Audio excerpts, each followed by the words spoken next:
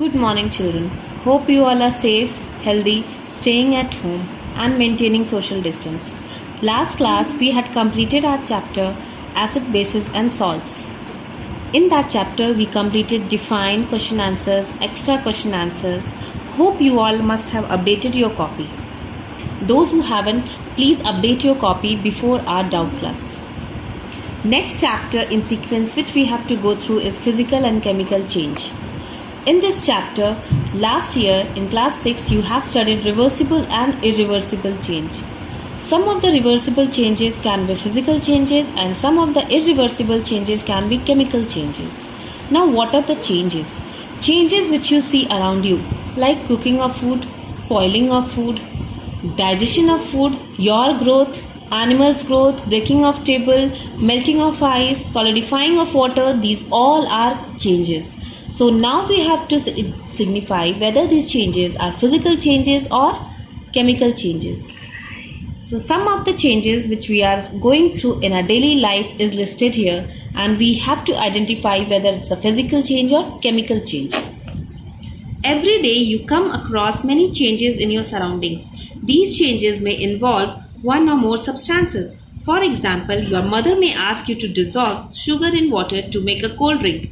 Making a sugar solution is a change. Why? Because sugar dissolves in the water, making it a sugar solution. Similarly, setting curd from milk is a change. Sometimes milk becomes sour. Souring of milk is a change. Stretched rubber band also represents a change. Making a list of 10 changes you have noticed around you. You can easily list out 10 changes around you. Every day you must have seen your mother's cooking food, spoiling of food, and then your growth, your animal's growth, breaking of table, tearing of paper. These all are changes. Lighting of bulb. In this chapter, we shall perform some activities and study the nature of changes. Broadly, these changes are of two kinds, physical and chemical. So first we are going to study about the physical changes. How we are going to study? We are going to study in a practical way through activities. Physical change. Activity 6.1.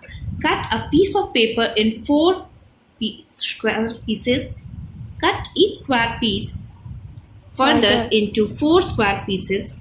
Lay these pieces on the floor or a table so that the pieces acquire the shape of the original piece of paper.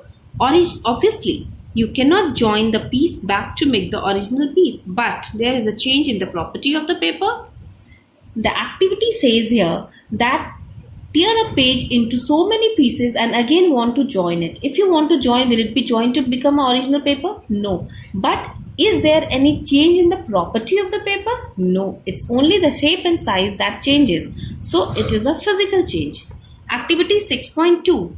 Collect the chalk dust lying on the floor near the blackboard in your classroom, or crush a small piece of chalk in dust. Add a little water to the dust to make a paste. Roll it into the shape of a piece of chalk. Let it dry. Did you recover chalk from the dust? Yes. Take some ice in a glass or plastic tumbler. Melt a small portion of ice, placing the tumbler in the sun. You have now a mixture of ice and water. Now place the tumbler in a freezing mixture. Does the water become solid ice once again? Yes, it becomes solid ice. So the change of state, that is water to ice and ice to water, or steam to water, water to steam, is a physical change. Activity 6.4. Boil some water in a container. Do you see the steam rising from the surface of water? Hold an inverted pan by its handle over the steam at some distance from the boiling water. Observe the inner surface of the pan. When you cover a boiling water pan with anything, the steam will be collected over the pan, and again after condensation it will become water. Do you see any droplet of water there? Yes. Again the steam changes into water. Again the change of state is there, so it is a physical change.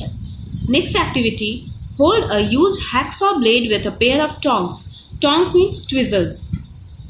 Keep the tip of the free end of the flame of a gas stove. Wait for a few minutes. Does the color of the tip of the blade change? Yes, it becomes blackish. Remove the blade from the flame. Observe the tip once again after some time. Does it get back its original color? Yes.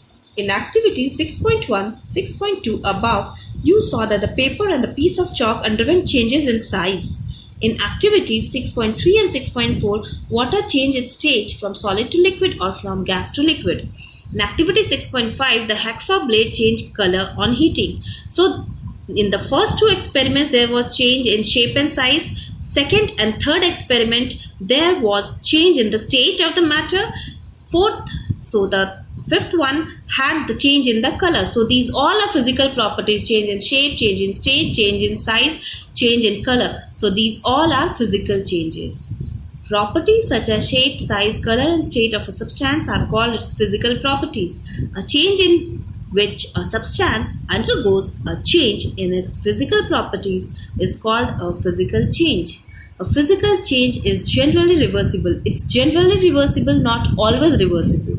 In such a change, no new substance is formed. Nothing new is formed, only the physical property changes, so no new substance is formed. Let us now consider the other kind of change. The other kind of change we are going to study in the next class.